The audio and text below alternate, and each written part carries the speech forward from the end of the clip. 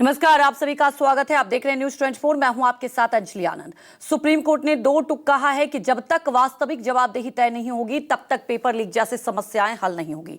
NEET UG paper leak मामले की सुनवाई करते हुए सुप्रीम कोर्ट ने कहा कि यूपीएससी में तो कभी पेपर लीक नहीं होता, फिर नीट में क्यों हो जाता है। सुप्रीम कोर्ट ने यह भी कहा कि एनटीए को यूपीएससी से सबक लेने की जरूरत है। सरकार की ओर से पेश हुए सॉलिसिटर जनरल तुषार मेहता ने बताया कि प्रधानमंत्री नरेंद्र मोदी खुद नीट पेपर लीक की जांच पर नजर रख रहे हैं ताकि कोई चूक ना हो। लेकिन सुप्रीम कोर्ट ने कहा कि केंद्र सरकार हलफनामा दाखिल करे, शिक्षा मंत्रालय नीट यूजी परीक्षाओं की जांच प्रक्रिया की ब्यौरा दे।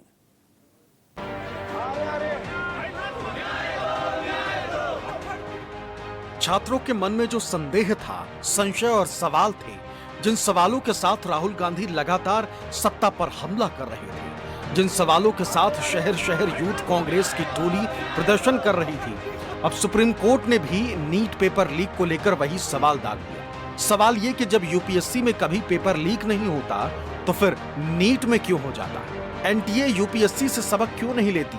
हालांकि सरकार की ओर से सुप्रीम कोर्ट में पेश हुए सॉलिसिटर जनरल तुषार मेहता ने बताया कि प्रधानमंत्री नरेंद्र मोदी खुद नीट पेपर लीक की जांच पर नजर रख रहे हैं ताकि कोई चूक ना हो।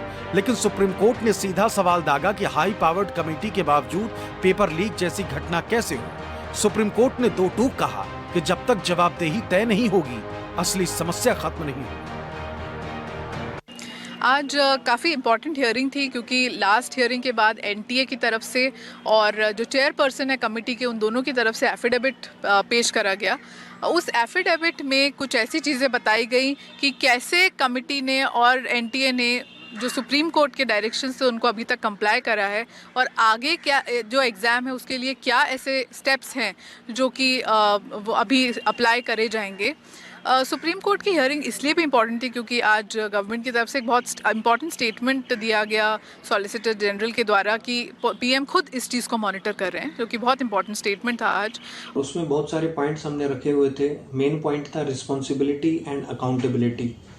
And NEET UG paper leak के मामले में जो आज सुनवाई हुई है उसमें सुप्रीम कोर्ट ने भी ऑब्जर्व किया है कि there has to be accountability and responsibility of someone. किसी ना किसी की अकाउंटेबिलिटी और रिस्पॉन्सिबिलिटी होना बहुत ज़रूरी है ऐसे एग्जाम में, अदरवाइज ऐसे एग्जाम हमेशा लीक होते रहेंगे। देखिए, कोर्ट ने राधाकृष्णन जी से पूछा कि जब 2024 में पेपर लीक हुआ था, आपकी हाई पावर्ड कमेटी बनाई गई थी, आप मॉनिटरिंग कमेटी के भी चेयरमैन हैं, तो आपने क्या करा। तो राधाकृष्णन साहब ने बताया कि उन्होंने कोई 105 रिकमेंडेशन दी थी उनकी कमेटी ने और ऑलमोस्ट 90% चीज़ें एक्सेप्ट करी गई हैं। उन्होंने ये भी बताया कि हमने नीट 2025 का एग्ज़ाम बिना किसी प्रॉब्लम के स्मूथली कंडक्ट कराया। देखिए, आज नीट को लेकर के कोर्ट ने कई सारे ऑब्जर्वेशन दिए। उसमें पहला ऑब्जर्वेशन ये था कि अकाउंटेबिलिटी तय की जाए कि इसके पीछे कौन है। एंड टू एंड इंक्रिप्शन की बात हुई है। साथ ही साथ जो दूसरा मेजर प्रॉब्लम जो है कोर्ट ने जो है कंसर्न दिखाया है वो ये है एडहॉक सिस्टम, कि जो इंस्टीट्यूशन में एडहॉक सिस्टम है उन्होंने सीधा उस पर एग्जाम्पल, कोर्ट का एग्जाम्पल देते हुए बोला कि अगर सेकेंड इन पोजीशन नहीं होगा कोई और एडहॉक पे सिस्टम्स रहेंगे तो एक प्रॉब्लम आएगी। कोर्ट ने 2024 में नीट पेपर लीक के बाद बनाई गई हाई पावर मॉनिटरिंग कमेटी के प्रमुख और पूर्व इसरो प्रमुख डॉक्टर के राधाकृष्णन से पूछा कि सिफारिशों और सुधारों के बावजूद इस बार नाकामी क्यों हुई। जिसके जवाब में राधाकृष्णन ने बताया कि समिति की अधिकांश सिफारिशें लागू की जा चुकी हैं, लेकिन कोर्ट ने साफ साफ कहा कि एनटीए अभी स्थायी और मजबूत संस्था की तरह काम नहीं कर रही। पिछले कई दिनों से राहुल गांधी भी यही कह रहे हैं। यूथ कांग्रेस भी एनटीए को भंग करने की मांग कर रही है और साथ ही शिक्षा मंत्री धर्मेंद्र प्रधान के इस्तीफे पर अड़ गई। देश में बीजेपी एक खेल खेल रही है और वो है पेपर लीक का खेल। जब पेपर लीक होता है, वो पेपर लीक एक सिर्फ इस सरकार की गलती नहीं है। वो पेपर लीक की व्यवस्था जो है, वो लाखों करोड़ों युवा जो पेपर देते हैं भारत देश के, उनकी मेहनत के ऊपर एक अपार है, उनकी मेहनत के ऊपर एक लड़ाई है। हमारे देश में बीजेपी ने बहुत से झूठे वादे लाए, new India, digital India, skill India, और आज का बीजेपी का न्यू इंडिया ये है, अगर हम इनसे जवाबदेही मांगे कि पेपर लीक क्यों हो रहे हैं तो वो कोई स्पीच देकर, कोई इमोशनल स्पीच देकर उसका जवाब देते हैं। अगर हम बोले कि जो जिम्मेदार है जिसके कारण लाखों लोगों का, लाखों छात्रों का, स्टूडेंट्स का, युवाओं का भविष्य खतरे में जा रहा है, उस एजुकेशन मंत्री को रिजाइन देना चाहिए, तो वो इल्जाम किसी और पे लगा देते हैं। और जब अपने हकों के लिए देश का युवा, जब अपने हकों के लिए देश के छात्र सड़कों में निकलते आंदोलन करने और उनके ऊपर लाठीचार्ज करने का काम ये बीजेपी सरकार कर रही है। गोवा में हल्ला बोल के दौरान यूथ कांग्रेस नेता ने आरोप लगाया कि मौजूदा सरकार ने शिक्षा व्यवस्था को भ्रष्टाचार का जरिया बना लिया, छात्रों से उनका बुनियादी हक भी छीन लिया। हाँ, मैं कहना चाहता हूँ हमारे देश के युवाओं को, हमारे देश के छात्रों को कि ये उनका हक है, उनको अपने हकों के लिए जमीन में, सड़कों में लड़ना चाहिए, क्योंकि ये जो छात्र प्रणाली है, ये जो एजुकेशन सिस्टम है, ये देश के युवाओं के लिए और देश के भविष्य को अच्छा करने के लिए है, एक करप्शन करने का माध्यम नहीं है जो बीजेपी ने बनाकर रख दी है। साथियों, जो शिक्षा मंत्री बीजेपी के धर्मेंद्र प्रधान है, उनका ये काम होना चाहिए कि देश में एजुकेशन सिस्टम अच्छा हो, देश के छात्र, देश के युवा इस एजुकेशन सिस्टम में विश्वास करें। मगर पैसों के लालच में देश को बेचकर ये प्रधान जो है, देश को बेचकर छात्रों का भविष्य अंधेरे में डाल रहा है। पैसों के लालच में देश को बेचने चले हैं ये लोग, गद्दार हैं देश के। सवाल सिर्फ नीट पेपर लीक का ही नहीं है, बल्कि संदेह सीबीएसई परीक्षा के मूल्यांकन पर भी, यानी नौनिहालों के लिए हर तरफ अंधेरा ही अंधेरा नजर आ रहा। हालांकि गुरुवार को शिक्षा मंत्री धर्मेंद्र प्रधान ने सीबीएसई हेडक्वार्टर में अधिकारियों के साथ बैठक की, लेकिन सवालों का सटीक उत्तर देने के बजाय वो राहुल गांधी पर ही हमला करने लगे। शिक्षा मंत्री ने यह भी घोषणा की है कि अब नीट के पेपर भेजने की जिम्मेदारी एयरफोर्स को दी जाएगी, लेकिन विपक्ष ने सवाल दागा कि सेना से क्या क्या करवाया जाएगा। क्या सरकार की नाकामियों का ठीकरा भी सेना पर ही फोड़ा जाएगा? गांधी जी एक अलग मानसिकता में पहुंच चुके हैं। निरंतर चुनाव हारने के कारण वो फ्रस्ट्रेशन में जा चुके हैं। उन्होंने एसआईआर को विरोध किया, उन्होंने ईवीएम को विरोध करते थे, उन्होंने डिजिटल इंडिया को विरोध किया। भारत की वैज्ञानिक प्रगति के साथ तो नहीं है। मैं जब खुद इस विसंगति का, इस अव्यवस्था का सरकार की ओर से दायित्व लेता हूं और उनको अनुरोध करता हूं, उनकी कोई भी बयान इस समय में, मैं पहले भी कभी कहा था कि ये राजनीति के समय नहीं है। मैं कल एक बयान सुन रहा था माननीय मंत्री धर्मेंद्र प्रधान का। वो कह रहे थे कि हाँ, थोड़ी मोड़ी गड़बड़ियाँ पाई गई हैं, लेकिन हम उसको सुधार लेंगे।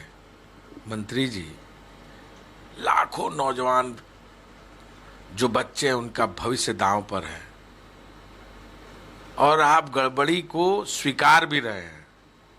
उसके बाद भी एक तरह का स्क्रिप्ट सारे प्रिंसिपल सीबीएसई के भेज कर ट्वीट कराना, बयान दिलवाना, क्या दर्द। नहीं, बिल्कुल अफसोस की बात भी है।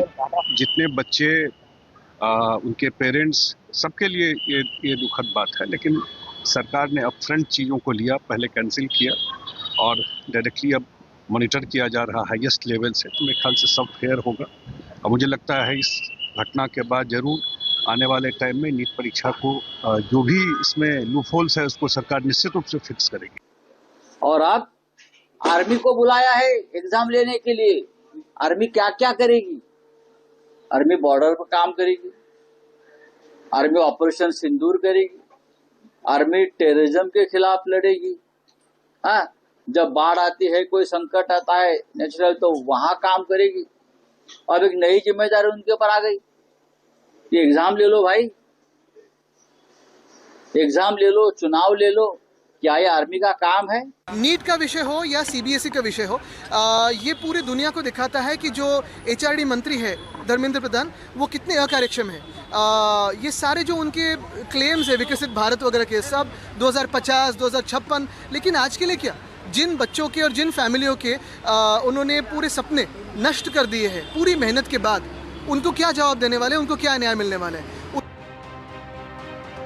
चाहे सुप्रीम कोर्ट में सुनवाई हो या फिर छात्र संगठनों का हल्ला हो, सत्ताधारी पार्टी ने नीट और सीबीएसई को लेकर लगभग चुप्पी साध रखी। गुरुवार को धर्मेंद्र प्रधान ने मीडिया से बातचीत तो जरूर की, लेकिन राहुल गांधी के सवालों का जवाब देने के बजाय उन्होंने राहुल गांधी को ही कसूरवार ठहरा दिया। सवाल है कि आखिर राहुल गांधी से सत्ताधारियों को इतनी दिक्कत क्यों? जवाब है छात्रों के साथ राहुल का खड़े होना, उनसे संवाद करना, उनको संघर्ष का संबल देना। Fundamental problem with our medical exam system. NEET का भैया पेपर अवेलेबल है टेलीग्राम। किसी को ट्रस्ट हो ही नहीं रखी, ये पेपर लीक नहीं होगा। हमें तो लग रहा है ये भी हो जाएगा। कोई ऐसी बात नहीं है जो गारंटी कर रही है कि नहीं होगा। लास्ट मिनट पे हो जाएगा, फिर से वो तमाशा शुरू हो जाएगा। कोटा में तो सर हर दूसरे दिन सुसाइड हैं। कोचिंग सेंटर हैं, वो दबा देते हैं बात को, फिर उनके कैरेक्टर को जज किया जाता है कि बच्चे ने नशे की वजह से जो है सुसाइड किया है। 3 घंटे तक हमारी चेकिंग होती है, 2 घंटे बायोमेट्रिक में लेते हैं वो लोग, उसके बाद भी हमारी चेकिंग कर रहे हो। एक बार सिस्टम की तो कर लो। It is the government's responsibility to educate people. It is the government's responsibility to give people health care. That's my view. That's not the current government's view. Why don't they do it 5 times a year? At least that way, paper gets leaked, you stop it, but everybody doesn't get destroyed. You'll basically end up missing 1 year. So how are you feeling? What's the plan now?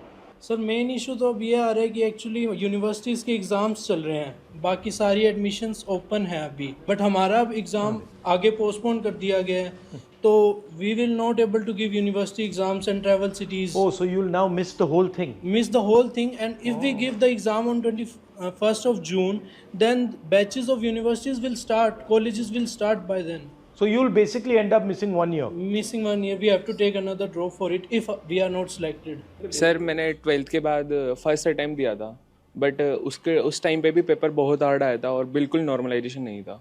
But अब मेरा trust ही नहीं है बिल्कुल conducting body पे कि मैं दोबारा exam दूँ। तो अब कैसे मेरे को ट्रस्ट दिलाओगे कि मेरे को वापस अपने सपने देखने चाहिए?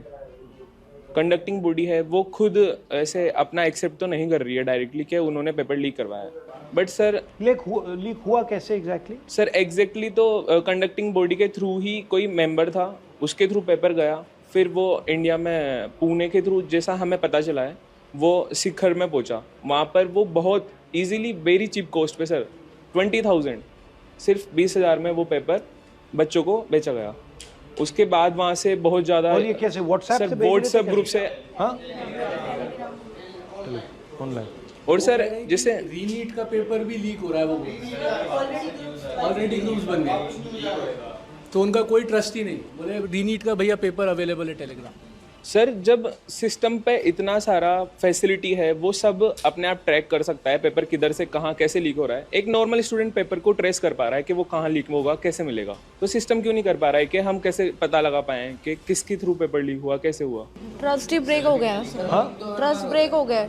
पूरी लाइफ हमारी डिपेंड करती है उस पर कि हम एक डॉक्टर बन सकते हैं या नहीं बनेंगे, और ये ट्रस्ट ही हमारा ब्रेक हो गया है ना। हमारे अंदर से स्ट्रेंथ है हमारे अंदर कि हम दोबारा मेंटली दोबारा प्रिपेयर करें, और ये 1 साल फिर से हम ड्रॉप लेंगे ही, क्योंकि अगर हम नहीं हुए सेलेक्ट तो हमारे पास कुछ नहीं रहेगा। हम हर साइड से हम लेस है, कुछ कर ही नहीं सकते हम। ट्रस्ट ब्रेक हो गया, किसी को ट्रस्ट हो ही नहीं रहा कि ये पेपर लीक नहीं होगा। हमें तो लग रहा है ये भी हो जाएगा। कोई ऐसी बात नहीं है जो गारंटी कर रही है कि नहीं होगा। सर तो आपको मालूम नहीं होगा या नहीं होगा, लास्ट मिनट पे हो जाएगा, फिर से वो तमाशा शुरू हो जाएगा। लास्ट ईयर भी हुआ था, तब इन्होंने सेलेक्टेड जो सेंटर्स थे उन बच्चों का री करा दिया था। इस साल इन्होंने बिल्कुल ही सबका ही पेपर री कर दिया है। तो पास्ट 2 साल से ऐसे चल रहा है, तो हम क्या गारंटी लेके अगले साल भी नहीं होगा? हमारे लिए तो वो पूरा 1 साल ऐसे जाता ना, मतलब एज अ स्टूडेंट हम तो अपने आप को पूरा आइसोलेट कर लेते हैं ना, एक एग्ज़ाम के लिए हर चीज़ से कट ऑफ कर देते हैं। फैमिली इवेंट्स पे इवन हम लोग कहीं पे भी नहीं जाते, बस एक पेपर देने के लिए कि हमें एग्ज़ाम क्लियर करना है। वो ही जब अगर ऐसे बिक रहा है 25-25 हज़ार में, 20-20 हज़ार में, तो वो तो कोई वैल्यू नहीं है वो। एंड ये भी तो सर कोई छोटा मोटा एग्ज़ाम तो है नहीं।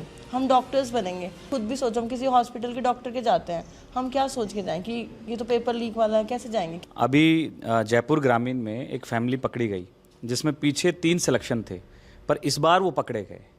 उसके पिताजी ने पेपर खरीदा, उससे पहले 3 बच्चों का वो सिलेक्शन हो चुका था। अगर इस बार पेपर कंडक्ट सही से हो जाता या पेपर लीक नहीं होता तो वो तो डॉक्टर बन के घूम रहे होते। तो ये बड़ा इनका ये है। तो और कोटा में तो सर हर दूसरे दिन सुसाइड हैं, और ऐसी स्थिति बन गई कि कोटा वाले जो कोचिंग सेंटर हैं वो दबा देते हैं बात को, थाने से लेके और सब कुछ, फिर उनके कैरेक्टर को जज किया जाता है कि बच्चे ने नशे की वजह से जो है सुसाइड किया है, या फिर कोई उनका लव अफेयर की वजह से सुसाइड किया है। जो एक्चुअल बात होती है वो आती नहीं है, और ये सीकर में भी होने लगा है और कोटा में भी होने लगा है। लगभग यही नाम दिया जा रहा है। इतना ज़्यादा पॉलिटिकल प्रेशर है सरकार का वहाँ पे कि अगर थोड़ा सा भी मीडिया में आ गया तो बस पहुँच जाते हैं, डरा रहे हैं। हाँ, बट दबाने से रिजॉल्व नहीं होगा ना। आप दबाते जाओ, रिजॉल्व नहीं होगा, आपको रिजॉल्व करना है। सर राहुल गांधी ने छात्रों से संवाद के दौरान ये भी कहा कि कोचिंग की जिम्मेदारी सरकार को उठानी चाहिए। आखिर गरीब छात्रों के माता पिता महंगे ट्यूशन कैसे दिला पाएंगे? जैसे टोटल मार्क्स 720 होते हैं, बट ये सारे एस्पिरेंट बैठे हैं, इनको पूछो कि अगर किसी की मैक्सिमम सारा सिलेबस आता है ना तो 500 प्लस वो चला जाता है। 500 से लेके सिलेक्शन तक सर उतना ही रहता है कि अपना एग्ज़ाम कैसे गया 3 घंटे, उस टाइम वाला वो मेन होता है सिलेक्शन में, कि अगर आपको सारा सिलेबस चाहे आता है, वो अगर 3 घंटे में अगर कुछ भी आपका ख़राब हो गया, टाइम वेस्ट हो गया या ध्यान नहीं लगा तो वो ज़ीरो हो जाता है। तो रीनीट देना मतलब सर एग्ज़ाम वापस नहीं है, तो पूरा सिलेक्शन प्रोसेस ही वापस हो गया। And so mainly we are coming from a middle class family, and if we are talking about girls, तो उसमें इतनी फ्रीडम नहीं मिलती है हम लड़कियों को, लाइक कि इतने साल तक तुम बार बार रिपीट ड्रॉप करते रहो, वापस पढ़ते रहो, और उसके बाद अगर पेरेंट्स हमें पढ़ने भी देते हैं तो like we need money for institutes and all, जिसमें बहुत हाई लेवल के उन्होंने दे रखे हैं। जितने भी इंस्टीट्यूट्स हैं उनकी फ़ीस इतनी ज़्यादा हाई है, लाइक इन लैक्स, तो वो लोग हर कोई कैसे अफोर्ड करेगा। और सेकंड थिंग कि हमें ये चीज़ मिल भी जाती है तो सेफ्टी नहीं होती, और उसके बाद अब हम वहाँ जाकर 3 घंटे पहले एग्ज़ाम के पहले खड़े हो जाते हैं, और उसके बाद 3 घंटे तक हमारी चेकिंग होती है, हमारा सब होता है, 2 घंटे बायोमेट्रिक में लेते हैं वो लोग, उसके बाद भी हमारी चेकिंग कर रहे हो, एक बार सिस्टम की तो कर लो। आप डॉक्टर क्यों बनना चाहते हैं? मेरी ग्रैंड मदर हार्ट अटैक से डेथ हो गई उनकी लास्ट ईयर, तो मेरा ड्रीम ये है कि मैं अगर डॉक्टर बनती हूँ तो जहाँ जो लोग हॉस्पिटल्स प्रोवाइड नहीं कर पा रहे हैं, जहाँ डॉक्टर्स नहीं हैं, मैं वहाँ जाकर उनकी हेल्प कर सकूँ। तो मेरा ड्रीम ये है बस, like not for just for money but for like faith and like उनको ये तो हो दैट कि हाँ कोई प्रेजेंट है, कोई बचा सकता है, कोई प्रेजेंट है उस जगह पर। Cardiologist because purely because of your grandmother? या बिकॉज ऑफ हर। बट आपने बड़ी अच्छी बात बोली कि आप ये पैसे के लिए नहीं करना चाहती हो, आप फेथ के लिए करना चाहते हो। तो आप यहाँ आए हो because your faith in NEET is broken, but